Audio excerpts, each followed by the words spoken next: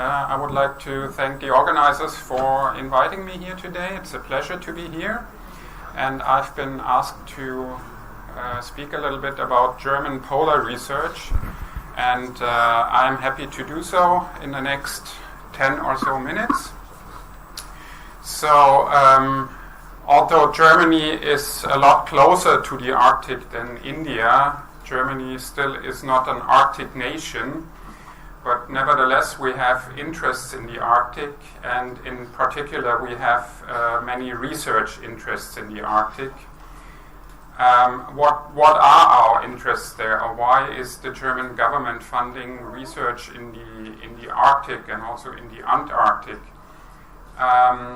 Well, the main reasons are that it is very important for better environmental protection, also for preservation of biodiversity, and especially for mitigating climate change and for also better understanding climate processes and the causes of climate change, and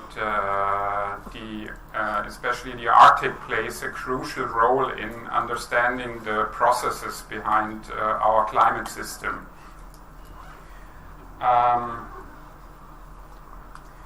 Now we have several research institutes in Germany that are involved with polar research. We have Max Planck Society, which has several institutes that have polar research activities. We also have Leibniz institutes, and several universities also have research activities related to the Arctic and Antarctic.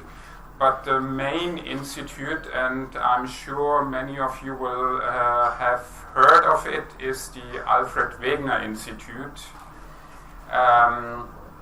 which also has quite a big research infrastructure for polar research. So there are several research laboratories or research stations, both in the Arctic and in Antarctica.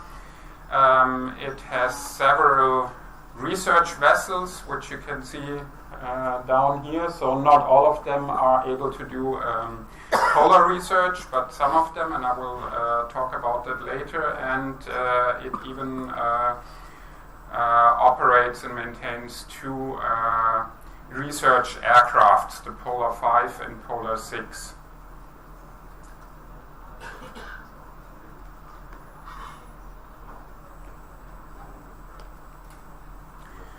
So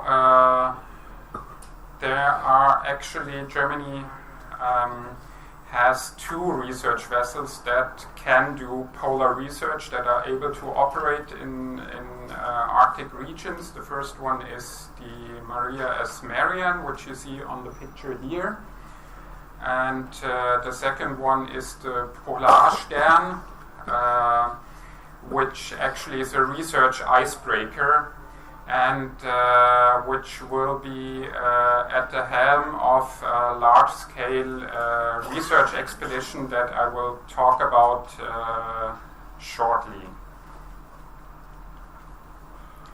The Alfred Wegener Institute has many MOUs and cooperation with international research institutes, including institutions in India. So here in the picture you can also say that there's quite a number of joint publications with Indian institutes and Indian researchers, but it also gives you an idea of how well it is connected internationally. And of course, many activities and many research projects that are going on are within an European framework.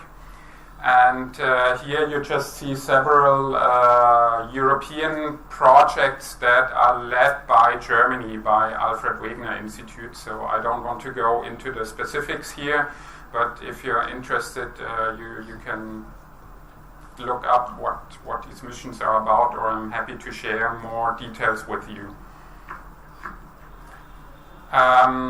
Instead, now I would like to talk about one specific mission which is going to start in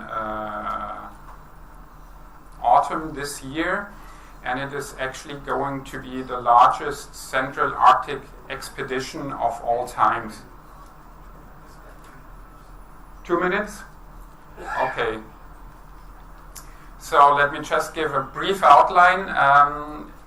It's actually a little bit paying tribute to a mission that was done 125 years ago by Norwegian polar researcher Nansen, who got his vessel frozen in the Arctic ice and then drifted in the Arctic ice. So this mission, which is called MOSAiC expedition, will in a way repeat what Nansen did 125 years ago, but this time equipped with a modern research icebreaker, the Polarstern, which will be at the helm of this mission.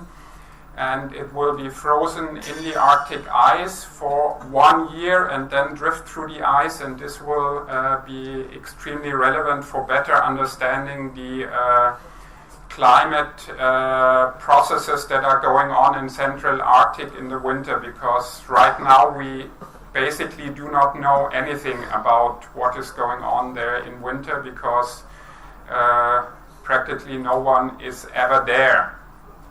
And it's a mission that requires an intensive choreography. There are 17 nations involved.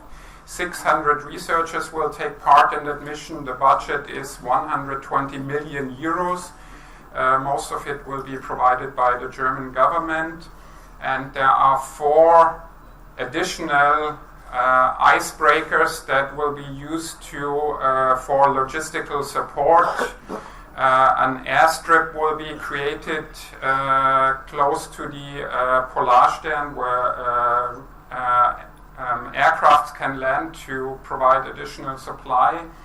And the team will also set up, as you can see here, additional research camps within a radius of 50 kilometers away from the research vessel.